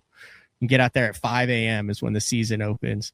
Straight up 60-cent white 1/8 ounce marabou hair that you buy in the little cards straight from the Walmart shelf. 6-pound test, just cast it out and straight reel it in, and every stalker in the pond just do it. They're obsessed with it. Obsessed with hair. That's some juice. One more piece of Dougie Fresh has asked us numerous times. He ties a loop. He's had issues with his loop not twisting. I've tied it a couple times. I tie a double loop where, like, instead of just having a nice loop on the eye, there'll actually be a twist in the loop. You know what I'm talking about there? Oh yeah. How do you when you're tying your knot, how do you keep that twist in the loop from happening? Honestly, I'll be honest. When I tie it, it's like great 6 out of 7 times, and then the 7th time, like, my line will be twisted in the loop actually. So I think that comes from, so how I tie a loop knot is I make an overhand knot first and just keep the circle and, like, don't pull it tight. And then put the line tie through the eye of the jig, and then hold that overhand knot circle right at the base of the eye, and then wrap. And it's got to be something where when he's wrapping the line around and then putting it back through the overhand knot circle, he just puts it through the wrong way. Like, gotcha. Where it's not really the wrong way, it still would work probably. But it's just, I always go like, put it. You keep everything flat. Yeah. Keep everything flat, and then. I know what he's talking about, but like, just like I do know what you're talking about. Tim, I don't know how to describe how to do it, because sometimes when you release it, it'll flip on you when you're going back through to tie it. And I guess the biggest way is to just keep that overhand knot circle just like flat, like you're saying, on your finger, and keep like pinching it and holding it to where it doesn't move around. Yeah. It took me a couple months to get, I tie double loop. So I actually have 2 lines. I do the exact same knot, but double it. So I've got 2, but I'd say it took me 3 months to where I got confident to where I could tie it. The double loop's hard because the eyes of the jigs sometimes aren't big enough to put the double line. Do you bite down on the line so it goes through easier? No, I mean, I put it through once, like I'm tying a Palomar, and then go back through and tie it and then get my loop that way, so I'm not putting the actual loop through the eye. So I'll tell you who taught it to me, Joey Cifuentes. Yeah. I tried that the other day. He said, "Oh, watch how to do it." Yeah, I'm pretty positive I have a how to tie a loop knot on Bassmaster somewhere. Let me see. I remember Ronnie Moore filming me do that.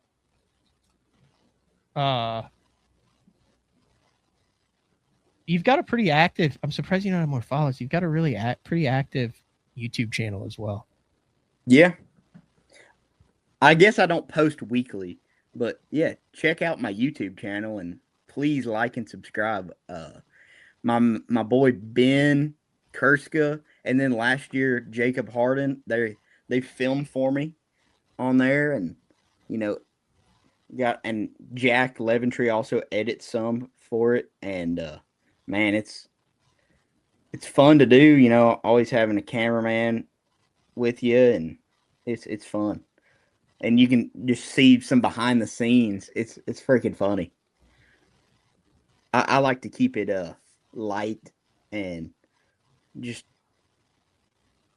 I'm not one of those guys that has it scripted, and tells somebody to start recording. I like the more natural stuff, like kind of just be recording. If something funny happens, we'll have it on film, Yeah. You happy where you're at right now? If you look back over the last 5 years of your life, it's been a pretty crazy ride. Dude, it's never would have thought it. I did work hard for it because in college, this is not a good thing to say, but I would just be sitting in class and just like, man, I've got to make it in fishing, What was the backup plan? Yeah, like I don't want to be working just like a business job or for some agriculture company. I mean, no hate on that. Like, what I'm saying? I want to be fishing for a living. I'm addicted to it. So I kind of went into it like we talked about earlier in the opens that first year, where I was finishing up my degree. Like I graduated the day of our Wheeler Open that year. And didn't even get to walk or, you know what I mean? Didn't even go to graduation. So, cashed a check in that tournament. So that's the sign that I was like, dang, this is pretty cool. Last question. It says on your profile that you have the Tennessee record for the most hit by pitch in a single year. You got hit by a pitch 58 times in 1 year. No, not 1 year. In a career. In a career. Yeah, in a career. So my high school baseball career. Yeah, I'm the state record holder in Tennessee. I don't know if it still stands, but whenever, I broke that record in the state tournament my senior year. And do you have the ball? I think I do somewhere. Yeah, for sure. It was crazy, man. I didn't talk crap. You know me. I'm just I'm a more of a nicer guy, but I didn't get out of the way when the ball was thrown at me. To put it that way. And you were a catcher, so you had to be beat the hell up. Yeah, but I was the leadoff batter, man. That's a weird combo. Being a catcher, getting a pinch runner, but being the leadoff batter. My job was to get on base, and I had to block pitches all day, every day. So I was my body just seemed to I don't know. It didn't hurt as bad when I got hit by a ball as it did if I was playing in the outfield. You know what I'm saying? Yeah. So I was just up there. I did have an Evo Shield on my arm, and I would have had more than 58 if it wasn't for that Evo Shield. Have you talked to Hank Cherry or Russ Lane about the old baseball days yet? I know they were both pretty heavily involved. I haven't, honestly, but I was very heavily involved growing up. That if I wasn't in this industry, it would probably if I didn't choose this walk of life, it would have been probably baseball.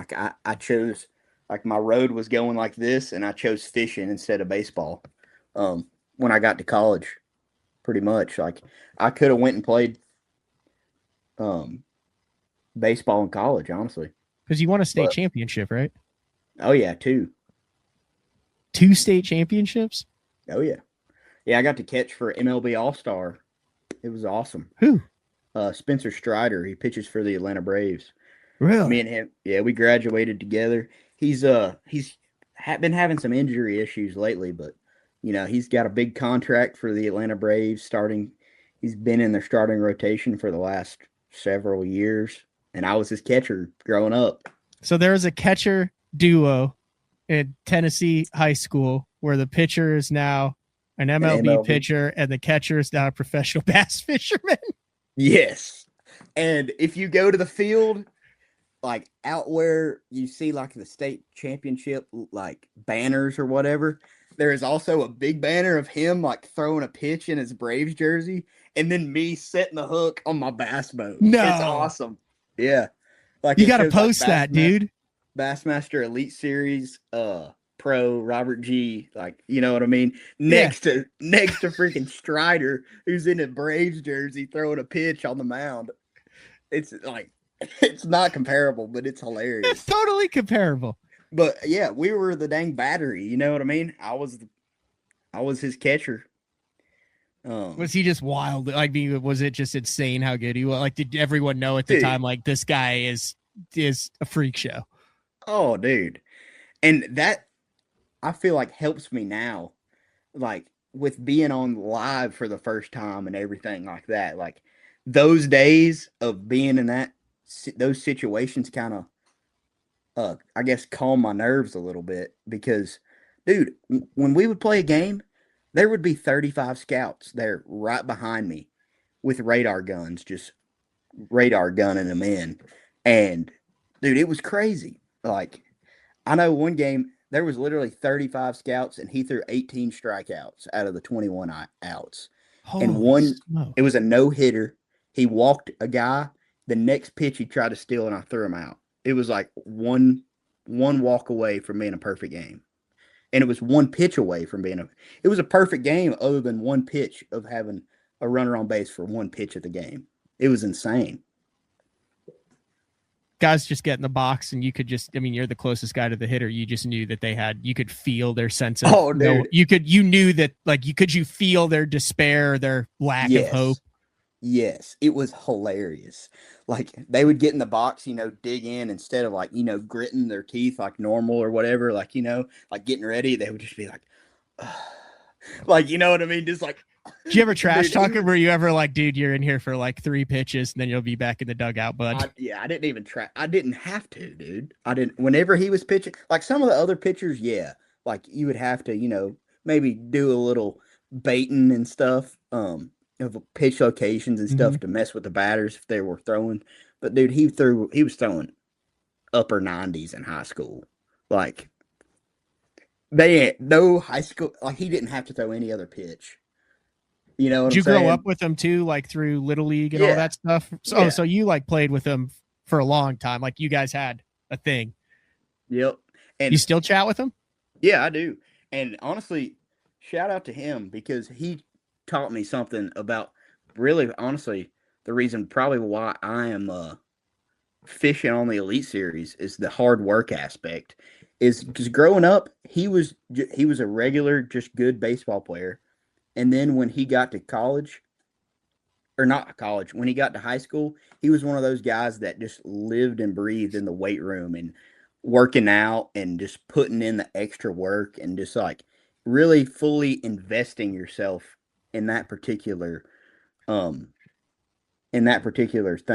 And dude, he could watch it. So yeah, he just taught me how to work hard, and if you work hard, you'll get what you want, Did he get drafted out of high school? He did, but he went and played baseball at Clemson for 2 or 3 years.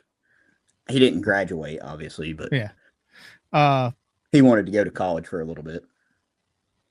He didn't get drafted in like the first round, so he went to college. Fishing with the Bobber, little research there behind. He says, according to Google, you still hold the high school record for hit by pitch. It was crazy. Like my senior year, I think I got hit 28 times or 30 times in the season. Like I I think I only had like 5 more hits than I did hit by pitches. It was It's crazy. impressive. That's very impressive, dude. I'm gonna let you get to the lake. This has been an hour and 50 minutes. I apologize. Oh, it's all good. I appreciate you having me on. You got when the new merch drops. I hit you up when we were at Gunnersville too. When the new merch drops, I want to buy one of those hats. So I mean, I follow you on social media and all that, but give me a little heads up. Like, hey, we're gonna have some drop. We're gonna have a merch drop. I want to get in on that before it sells out. I'll definitely be posting it on social media. No doubt about it. Because I was asking Logan Parks about it at that thing. I wanted one of his Koike hats. He refused to let me pay for that one. But that Koike hat, the insane Koike, top notch. It's sick. Yeah. But yeah, no, I'm getting the ball rolling on that here shortly. And I'd say look out in the next month or two about, I don't know if we're going to do a t-shirt or a hat drop first. Maybe both. Who knows? And then your top secret JDM minnow jig head. How long are we away from? I don't know. I don't have a date on that. We're talking like months, weeks, years. Hopefully not years, because it has been years. But I did have a meeting at ICAST with this particular company, and we got it pretty finalized. You're the man. Hopefully you catch. What's your PB Smalley? A 6.5. Oh, you got a shot. That's a very realistic shot. That's a big Smalley too. I would really like to catch a 7-pound smallmouth for sure. That's my goal. Or you could just shoot for Kyle Patrick, who caught like an 8 something. Yeah, that would. And you know what's even worse is I'm pretty positive he caught that fish on the spot I fished the whole time in that tournament. When he caught that fish, I saw it. Then I called him because he took it into Barb to fizz it and get it weighed and all that stuff. And we went live on BTL with that fish. I remember that. That was dude, I got to see it. And dude, what was that like in person? It looked like a microwave or something. Like it's just like long. It was just as tall as it was long. It just looked like a square. You know what I'm saying? That's fantastic. It was crazy. I want to catch something like that. It was unbelievable. Like 23 inches long and 25 inches tall. Like crazy. Built like a microwave. Thanks for jumping on early in the morning, Robert G. Enjoy the windy conditions up north. Yeah, oh yeah. Thanks for having me on. All right, I enjoyed the hell out of it. See ya. See ya. All right, there you go, Robert G. For those who are just jumping on for the 8:30 show, yes, we went live at 7 and then kept him until 9, which is 10 o'clock there. But he said it was windy. I really appreciate the time. Those guys spend a lot of energy and money to go up. So you see them catching the 20, 21, 23, 25, 27, 28 pound bags up north. And you're like, oh, it must be easy with, either the forward facing sonar or they know where to go and they just catch them. You'd be shocked at how much time and effort and money goes in behind the scenes. And rightfully so. I mean, these guys are the professionals. They're the top 100 in their profession. This is what they do for a job. They're fishing for Bassmaster Classic spots. They're fishing for $100,000. They're fishing for top 10s. They're fishing for their sponsors. But sometimes it's hard to get guys on because you get that kind of 30-day windows before, particularly after ICAST, where a bunch of them have been. But wanted to get G on. I've had him jump on as like a guest on other BTL shows, but there's always been like other guests on, so I haven't just gotten to shoot the breeze with him, and really enjoyed that. He's a good dude. I think he'll be around for a long time, and even though he's kind of known for the minnow and the hair, very versatile angler. So we'll take a final break. When we come back, talk about what we have going on for the rest of the week, and a wild day on Champlain yesterday. If you guys were on social media, those guys at the pro circuit out there were battling 5, 6, 7 footers. So it's BTL on a Wednesday, early morning edition. We'll be back right after this. As a professional angler, there's only one thing that connects you to your paycheck. Probably the most crucial part to tournament bass fishing. I use Sunline because they have a line for every application. Shooter, FX2, All Might, super light line, big stuff, big sticks. Sunline has you covered. sharp as can be. Super strong, super durable. Really good penetration. Thinner and stronger. Catch fish after fish.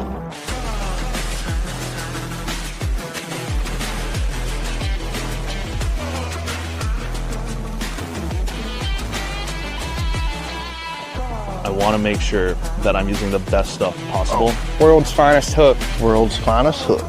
Gamakatsu. World's finest hook. Hey guys, Brian Schmidt here with Spro. I'm going to talk to you about the confidence I have in the equipment I use. You know, I have a charter boat business back home in Maryland. We fish for saltwater fish, and I also fish the Bassmasters Elite Series. So I keep my lights on by fishing. I have to have a lot of confidence in the equipment I use. Spro has me covered from head to toe, saltwater, freshwater, everything in between. A lot of high-end quality product. Spro has you covered. When I'm in a tournament, conditions are constantly changing and every second matters. With the Deep Dive app, I can instantly pull up all the current lake conditions all in one spot. So no more looking at weird government websites. In just one quick glance, I have water clarity, water level, wave forecast. It's all right there in the Deep Dive app. Download the Deep Dive app and get all the tools you need to put together an awesome tournament.